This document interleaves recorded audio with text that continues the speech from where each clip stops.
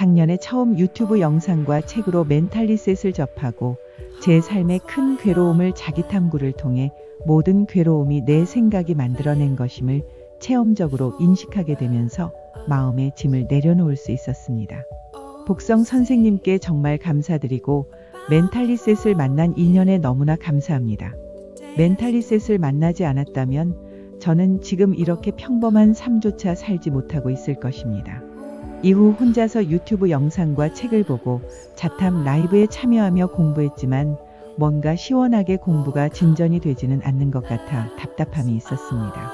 자기탐구 원리를 더 정확하게 알아야 공부에 더 진전이 있을 것 같아서 자탐 과정에 참여하고 싶었지만 시간이 여의치 않아 우원법 강의를 신청하게 되었습니다.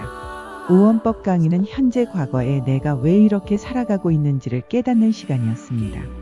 절대계는 모든 가능성의 상태로 존재하다가 현상계는 의식에서 자아가 상호의존성, 상호침투성, 끌어당김성의 법칙을 운영하면서 모든 괴로움과 문제를 만들어냈다는 것을 알았습니다.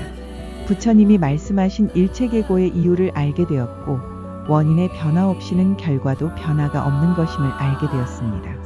현실을 바꾸는 유일한 방법, 즉 원하는 대로 이루는 유일한 방법은 세간에서 흔히 행해지는 시크릿이나 학원, 감사일기, 시각화, 심상화, 명상 등이 아니라 세 가지 법칙을 합일하여 태양의 입장인 본성으로 변화하는 자기탐구 밖에 없음을 알았습니다.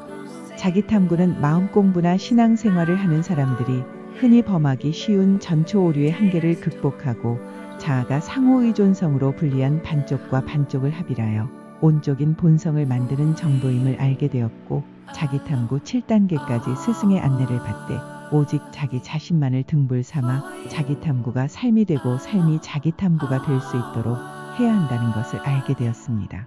우원법을 통해 특히 새롭게 깨우친 부분은 첫째, 그 전에 다소 어렵게 느껴졌던 세 가지 법칙, 그 중에 특히 상호침투성의 개념이 훨씬 깊이 다가오면서 가닥이 잡혔습니다. 이 부분은 저에게 빛을 만난 것 같은 느낌이었습니다. 둘째, 대극 찾기에 대한 부분인데요. 그전에는 대극을 꼭 찾아야 하나? 너무 생각만 많아지게 하는 것은 아닌가? 라는 생각이 들었지만 대극을 찾는 것이 꼭 필요하다는 것과 대극을 찾아 감정의 근원을 찾아 들어가면서 감정의 원인이 되는 생각을 찾는 것의 중요함을 알게 되었습니다. 셋째, 자기탐구 7단계에 대해 자세하게 알게 되면서 일생에 걸쳐 중단하거나 포기하지 않고 자기탐구를 하여 인간으로 태어난 사명을 다해야겠다는 생각을 하게 되었습니다. 변화된 점은 부자와 가난에 대한 자탐을 통해 어릴 적부터 원망이 많았던 아버지에 대한 마음이 감사의 마음으로 바뀌었고 돈을 버는 것보다 소비를 많이 하면서 괴로워했던 습관을 자연스럽게 절제하는 습관으로 변화되고 있습니다. 예전에는 일상에서 자탐 거리가 있어도 회피하거나 합리화하였다면 이제는 회피하지 않고 직면하려고 하고 있습니다. 자탐이 아직도 그렇게 잘 되지는 않고 개념적 이해에 그칠 때가 많지만 예전보다 대극 찾기가 좀 더 잘 되고 생각의 뿌리가 조금씩 보이고 있습니다. 일단 개념적 이해에 그치더라도 대극을 찾아놓고 조금씩 여유를 가지고 자기탐구하고 있습니다. 멘탈리셋의 자기탐구에 대한 확신이 생기면서 그동안 어떻게 마음 공부를 해야 하나 유튜브 채널을 여기저기 기웃거리던 상태에서 이제는 멘탈리셋만 공부하게 되었고 막연하던 자기탐구 방법을 조금은 실마리를 잡게 되니 이제야 갈 길을 제대로 찾은 것 같은 느낌이 들면서 공부가 재미있어지고 있습니다.